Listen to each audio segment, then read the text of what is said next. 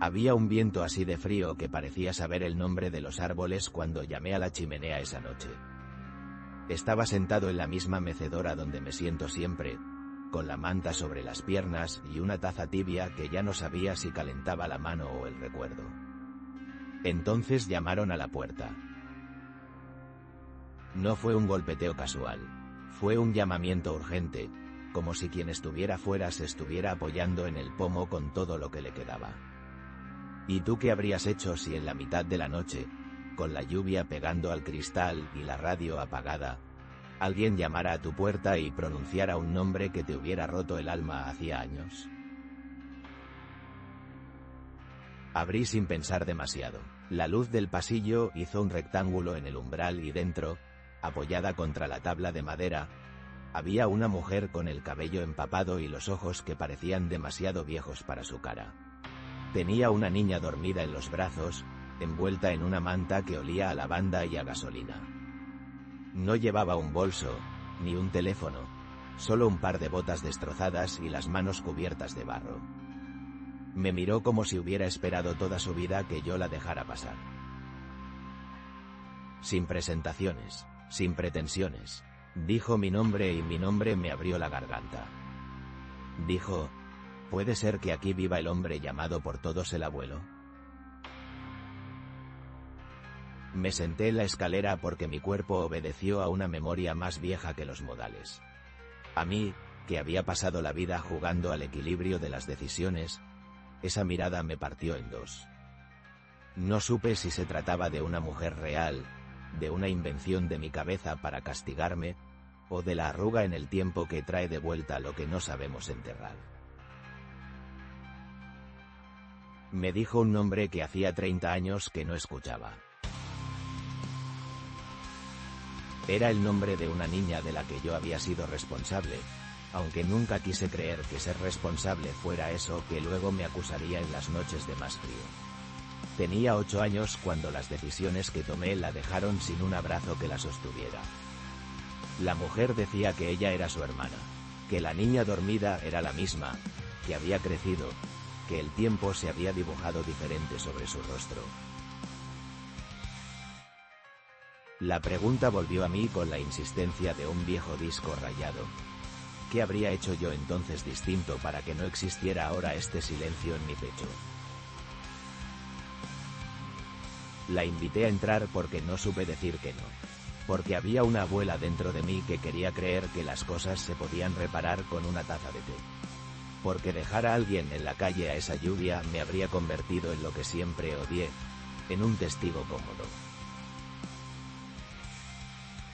Mientras la mujer se sentaba, me fijé en pequeños detalles que me clavaron más que cualquier acusación clara.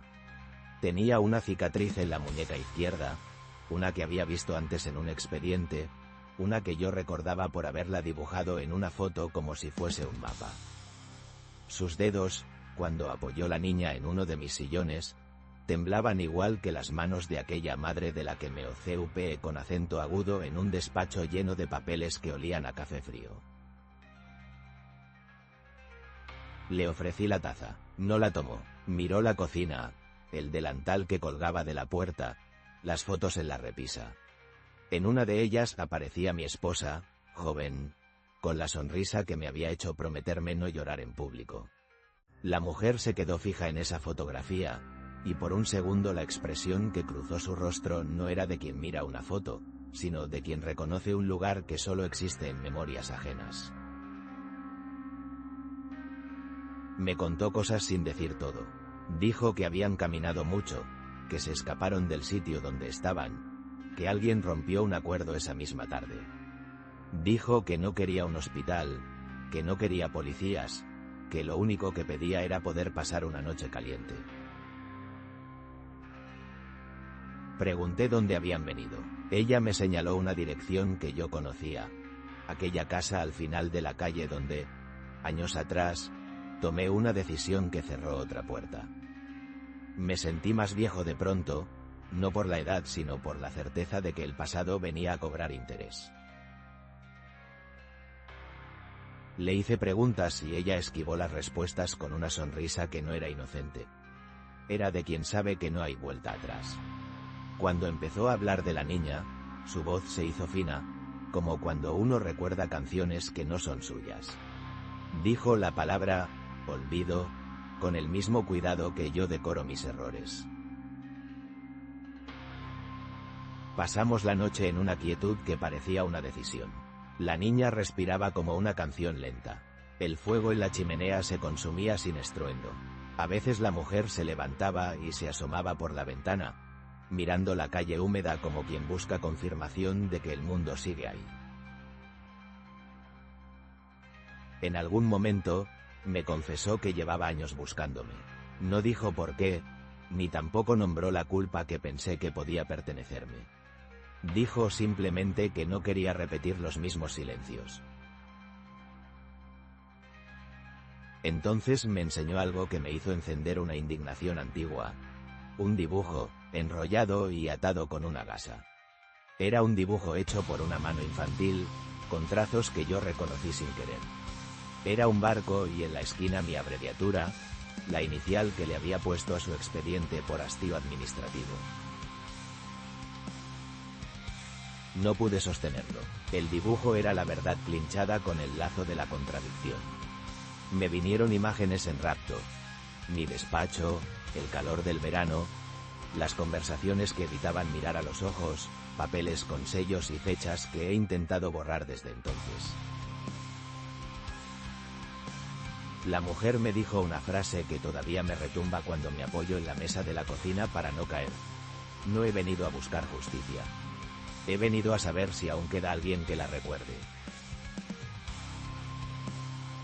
Qué terrible enseñanza aquella. El recuerdo tiene hambre. No pide explicaciones ni compensaciones.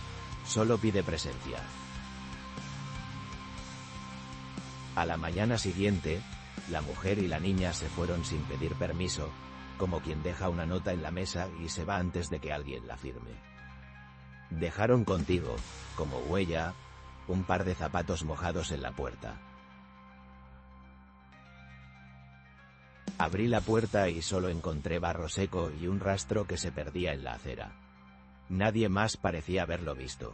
El vecino del quinto, al que crucé al bajar a sacar la basura, negó con la cabeza con ese gesto que contienen años sin sorpresas.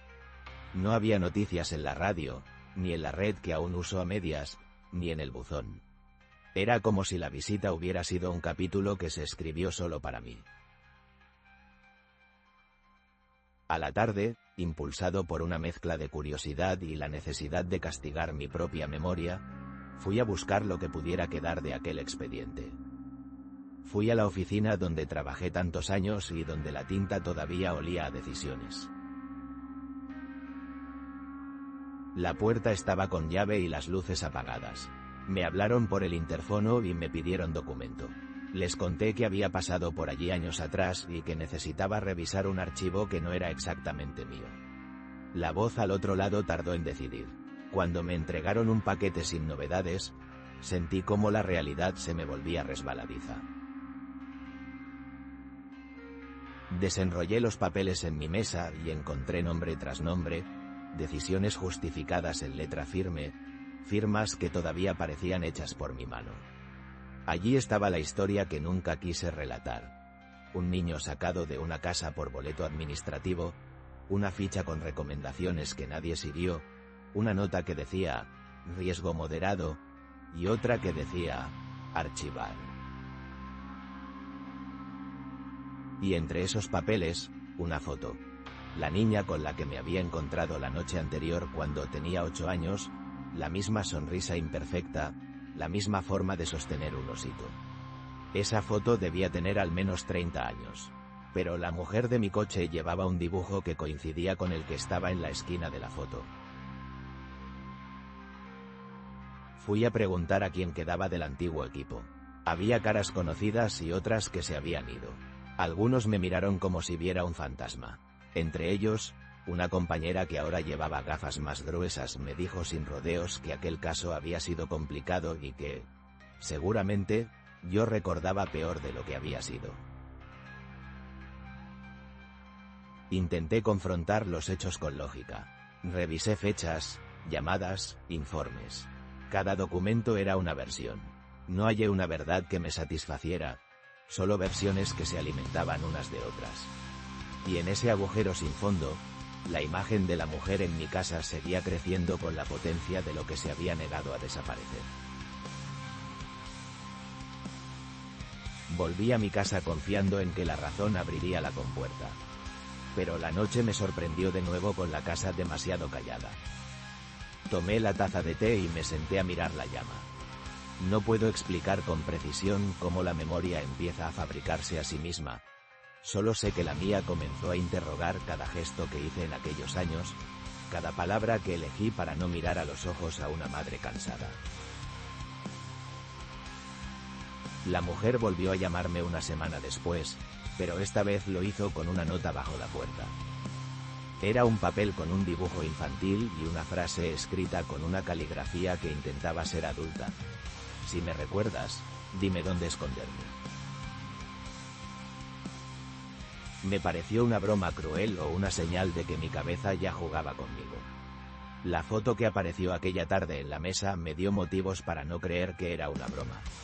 En ella, la mujer joven se tapaba el rostro con la mano y la niña miraba directo a la cámara con los ojos muy abiertos. Fui a la policía, porque la prudencia pide papeles. Les conté la visita, la nota, el dibujo. Me miraron con una mezcla de lástima y profesionalidad que me caló como un frío de verdad. Me pidieron detalles, cosas concretas, nombres, fechas, direcciones. Di lo que pude.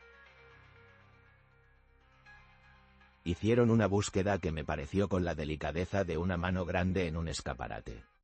Encontraron registros, documentos, nombres repetidos en listas contradictorias. Al final dijeron algo que me dejó suspendido. No hay denuncia activa. La frase resonó en mí como si fuera un hueco en la pared donde antes colgaba un reloj. No hay denuncia activa. Traducido, nadie estaba buscando a ninguna de las dos. Empecé a dudar de mis sentidos.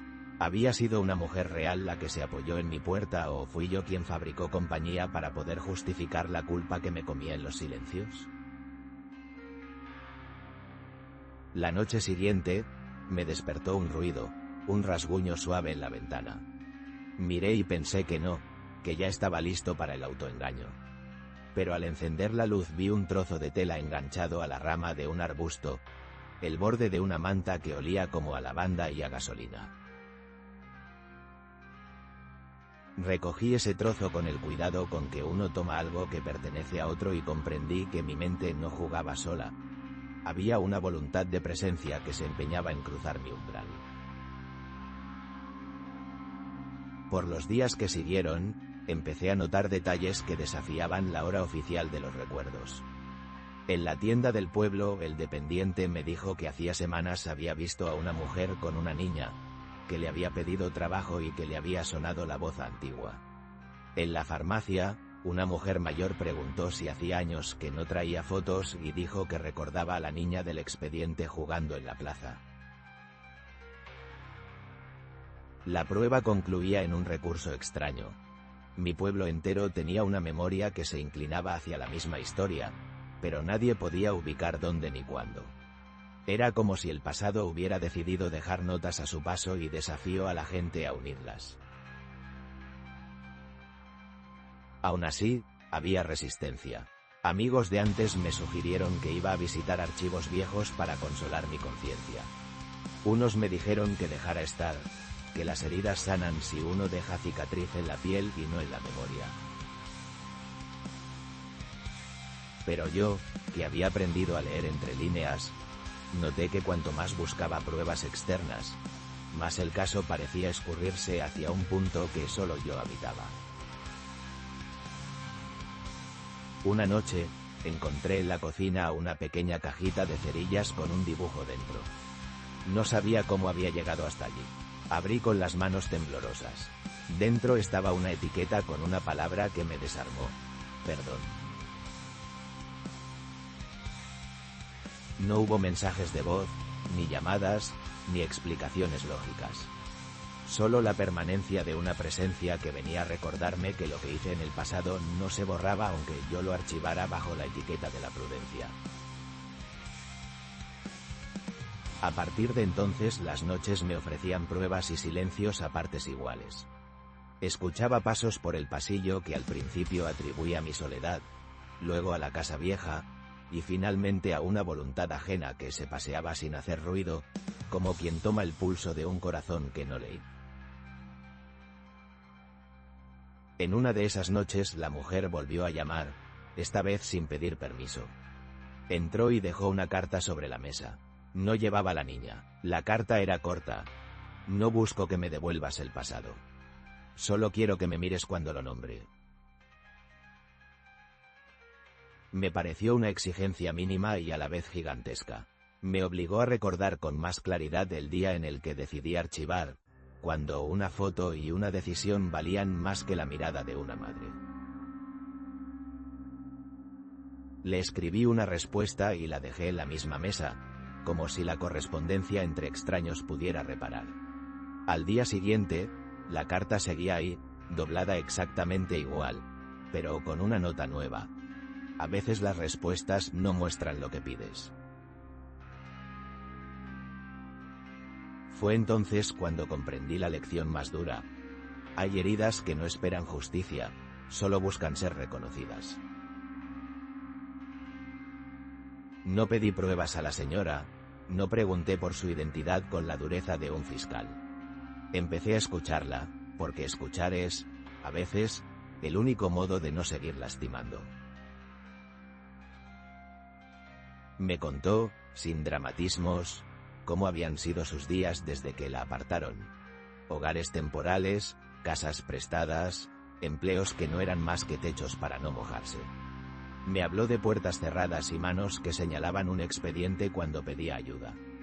Me habló con la paciencia con que alguien que ha perdido lo esencial acaba pidiendo lo mínimo.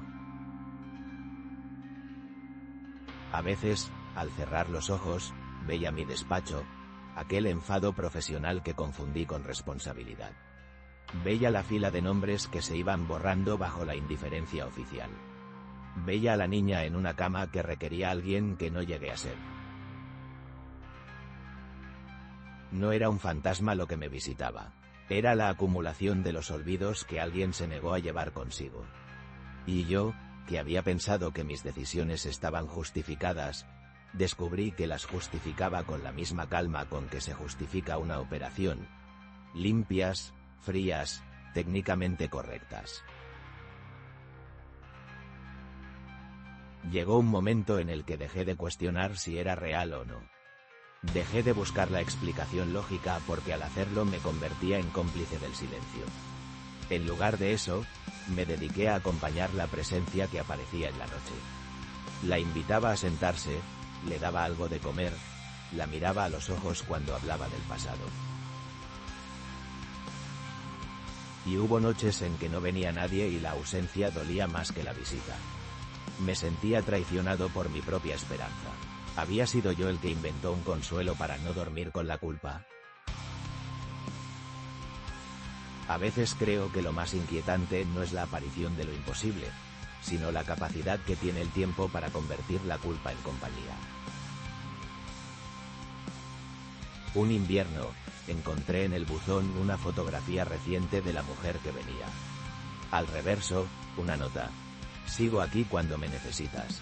No había firma, no había dirección, solo la imagen, que mostraba a la mujer con un abrigo raído y la niña, ya crecida, de la mano.